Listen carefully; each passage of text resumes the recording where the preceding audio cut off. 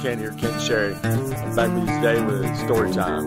Alright guys, we'll get right to the story time today. Today is Turtle Makes War on Me. Alright? One day, Turtle decided he would go to make on the warpath against the human beings. He painted his cheeks with red. He climbed into the canoe, singing a war song. He had not paddled far down the river before he saw a figure standing on the bank. It was Bear. Hey, kitty, kitty. Greetings. Good to see you strong and well, little brother, said Bear. Where are you going? Turtle said, I am going to make war on the human beings, said Turtle. Too long have they made war on animals. Now is the time for us to strike back. Ah, Bear said, perhaps you are right. I would like to go with you. Turtle looked at the huge form of a bear and his small canoe.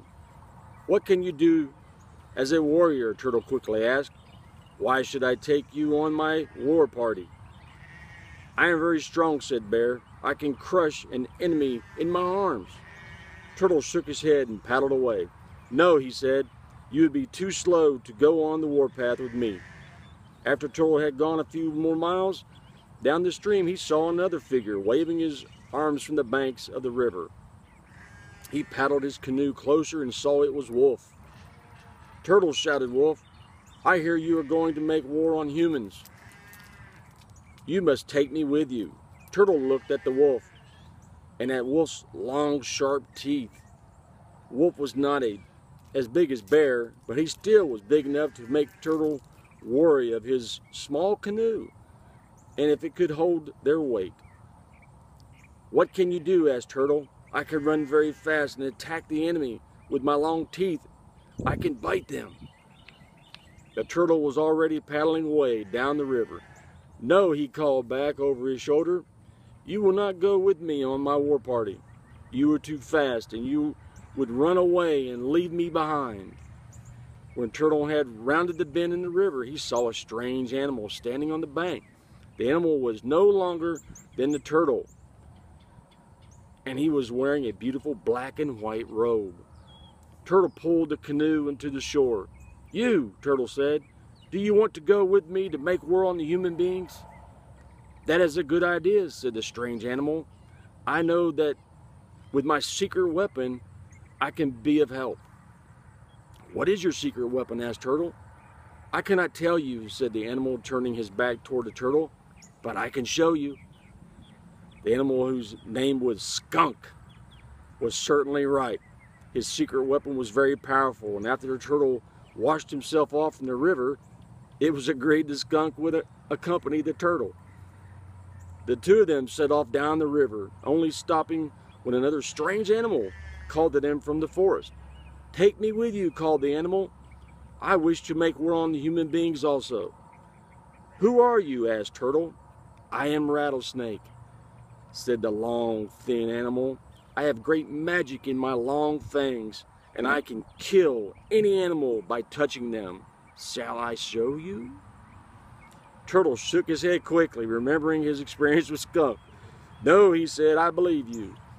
Come into the canoe, and we will go together and make war. With a war party as powerful as our own, we will soon destroy all human beings in the world. A few miles further down the river was a small village of the Iroquois. It was there that Turtle decided to make his first raid. The three warriors talked over their strategy, and it was decided that a surprise attack would be the most effective. Skunk hid himself in the bushes near the small spring, where the women came each morning to fill their pots. Snake coiled up in a pile of firewood beside one of the lodges, and Turtle pulled his head and feet inside his shell after placing himself next to overturned cooking pots. Bright and early the next morning, a woman went to the spring to get water. As soon as she went over to fill her pot, Skunk shot her with his weapon. This woman was very brave, however, and even though she was coughing and choking, she beat Skunk with her fist until he was almost dead, and then staggered back to the village. When Skunk recovered, he crawled away into the bushes, resolved never to attack human beings again. Turtle's war party was now down to only 2. Rattlesnake's turn was not far off. Another woman came out of some wood to start a cooking fire. This woman has very sharp eyes, and she saw the rattlesnake hiding among the logs. Grabbing a handful of stones, she began hurling them at the rattlesnake, and it was all that he could do to escape with his life. So many of the stones struck him. His head was flattened out, and to this day, all rattlesnakes have a flattened head as a result of Turtle's war party. Now Turtle was the only warrior left. He took his time, waiting for his chance to strike. The chance finally came when the man walked over to the cooking pots, intending to pick one of them up to use for the morning meal.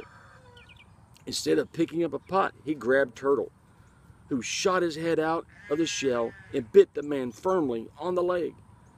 "Ah!" shouted the man. "Let go of me!" But Turtle would not let go. The man grabbed a big stick and began beating Turtle with it so hard that it cracked Turtle's shell in many, many places. But still Turtle would not let go. "I am going to throw you in the fire and burn you," panted the man, and he was frightened Turtle very, very much. I have not used my wits," thought Turtle. He cried out in a loud, boasting voice, "Put me in the fire. Go ahead.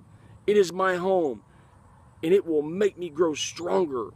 Only do not put me in the water." Water! He gritted his teeth from the pain and hobbled down to the river, where he thrust his leg with Turtle still holding on firmly.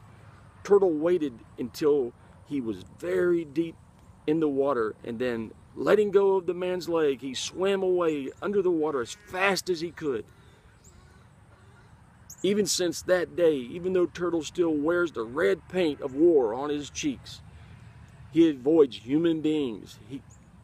His cracked shell is a reminder to him of what happened when he decided to make war on humans. So there you go, guys. Another one of the Iroquois stories and legends. I hope you appreciate it. I hope you enjoyed it. Hey, thanks for subscribing to being here and listening to these stories with me. Hey, I love y'all. Y'all live well, and God will bless y'all. I'll see y'all later.